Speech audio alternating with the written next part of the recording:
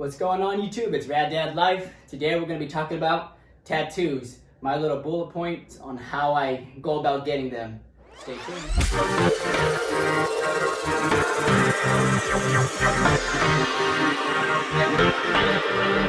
Hopefully wedded wife.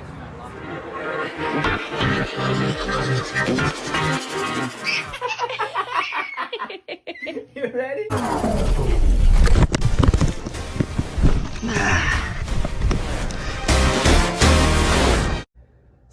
Scheduling is the number one and most important topic of any of this, what you see on the board today. Because as you get older, you have more obligations, you have your career, you have family, spouses, whatever the case may be. Scheduling gets more difficult the older you get in your career, but it's also the best time to start getting tattoos. A little bit older, I'm not gonna say 50s, 60s, you can definitely get a tattoo then too.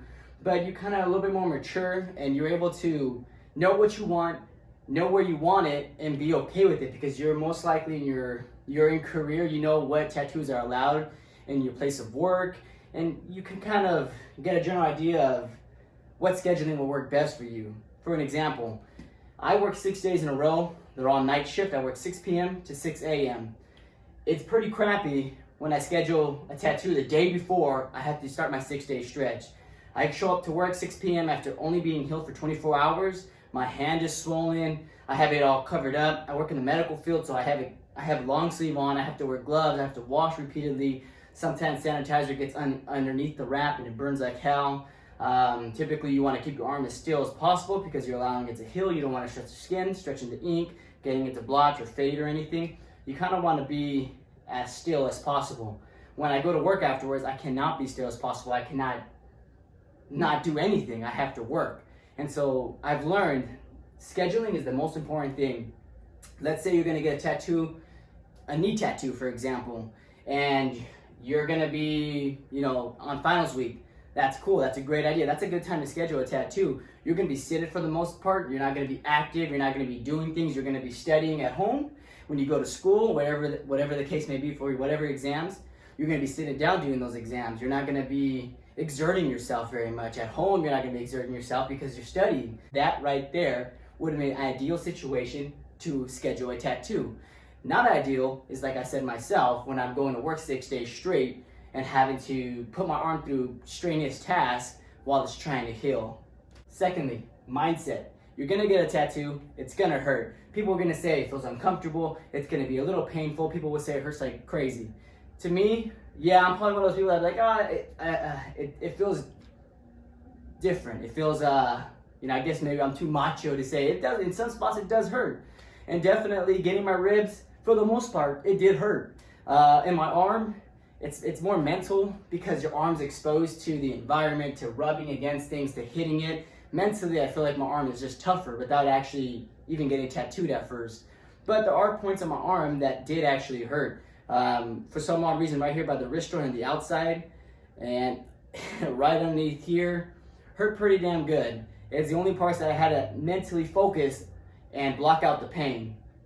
And for the most part, you're gonna feel uncomfortable. As long as you have the correct mindset, you're going in this, you know it's gonna hurt, you're gonna block out the pain, do whatever you have to do, read an audible book or listen to an audible book, bring a book, have music, watch a movie, whatever the case may be. In order for you to get through it, you will get through it. It's only a couple hours, I promise you, it will be done. You'll be happy at the end of the tattoo session. Next, things to do to leading up to your appointment. So I'm a firm believer in, you probably should do these things all the time, but in the sense of me, about 3 days leading up to my tattoo, I make sure that my body has at least a gallon of water a day. I try to go for like a gallon and a half, maybe even 2, because I want to flush out my body of all the toxins. I want to rehydrate my skin because a dehydrated body is going to lead to dehydrated skin, which is going to make it more painful for you, and it's going to make the ink have a hard time sticking, and it's going to make your tattoo artist have to go over a couple more times. So having nice and hydrated skin is key. Also, lotioning. Yeah, I lotion occasionally, especially the spots I have tattoos, not too much on the other spots, but about 3, 4, 5 days in advance, probably even a week in advance, I start lotioning the craziness out of my arm. I lotion probably like as if I did get a tattoo. I make sure my arms are nice and lotion almost the entire day, and because I want my skin to be nice and soft, I want it to be I want it to absorb all the ink as it can. I don't want it to be dry. I don't want it to crack. And so that's what I do before that. All right, next topic, things to bring to the appointment.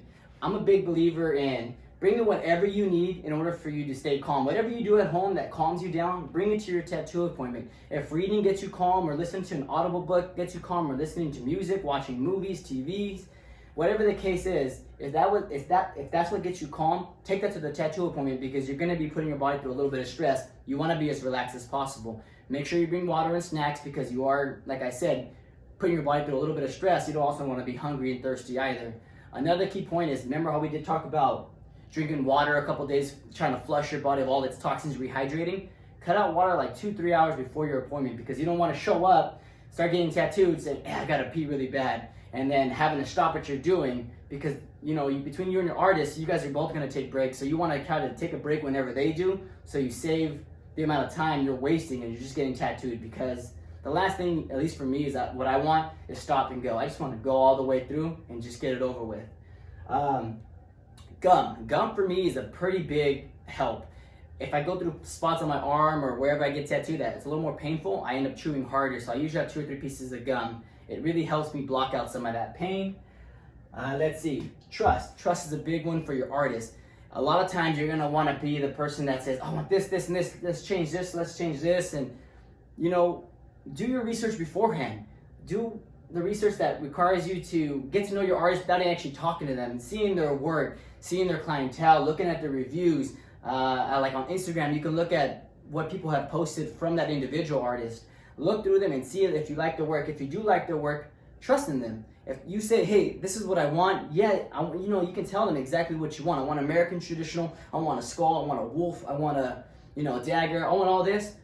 I want to, do you though, however you feel like it looks best, because I guarantee you, your artist doesn't want to do a bad job. He wants your arm to look as good as you want your arm to look, or your tattoo to look, sorry. So trust in your artist. Yeah, even if you're looking at him the entire time, you're seeing spots that look kind of weird, just wait till the end.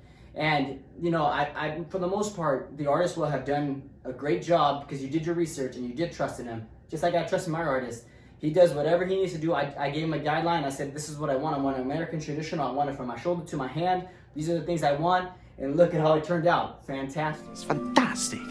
I trust my artist. Last, healing. 2 main parts for healing. I love to work out. I like to work out, but when I get tattooed, I honestly don't work out for about 5 to 6 days after the 24-hour initial session of getting tattooed. So what is that, like 6-7 days or something like that? Not good at math.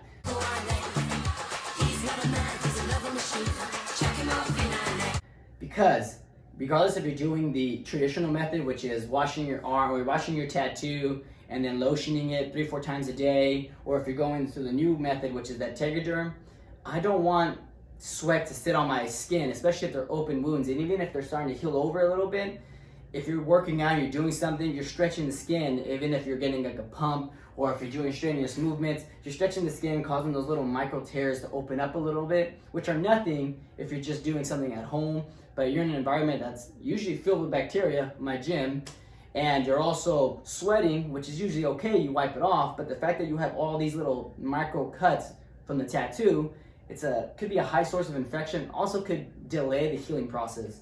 So I know it sucks to not be able to work out if you're one of those that really likes to work out. Maybe you can work out your legs, but nevertheless, I honestly don't even like to sweat. And I know it sucks, but it's only 6 days. You'll have your life back, I promise. So the new way I started doing it, I started using the Tegaderm. I really like that tattoo film, Tegaderm thing, whatever it's called. I know some people are allergic to medical adhesive, so I'm sorry, so you have to go to the traditional method. It is what it is. I did the traditional method here, and I wouldn't even call my last name Cerna the traditional method. I got that when I was really young. I believe I was like 17 or 18. I got it down. I didn't know how to take care of it. I couldn't even reach my back. So honestly, I got it. I put Vaseline on it because I thought, it was supposed to be moisture. I was young and dumb back then. It's still there. It doesn't look very good. It looks pretty faded. Whatever. It is what it is. I'll fix it one day. But I did the old school traditional way on my ribs. It turned out great. This is about 10 years old. I did just do the coloring, the shadowing in the background maybe like 6 months ago.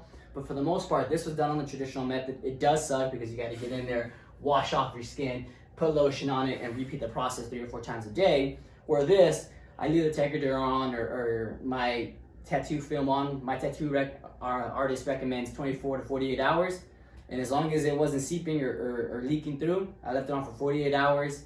After that, I washed it, cleaned it, let it dry, and then I put a new one over for about 4 to 5 days. So total time is anywhere from 5 to 6 days I've left it on, and it's great. You don't gotta worry about washing it, cleaning it, lotioning it. You don't gotta worry about accidentally bumping into something dirty and running to the bathroom to clean your arm. It's not exposed to the environment or bacteria, so it really gives you that peace of mind, especially if you do have to go to work afterwards.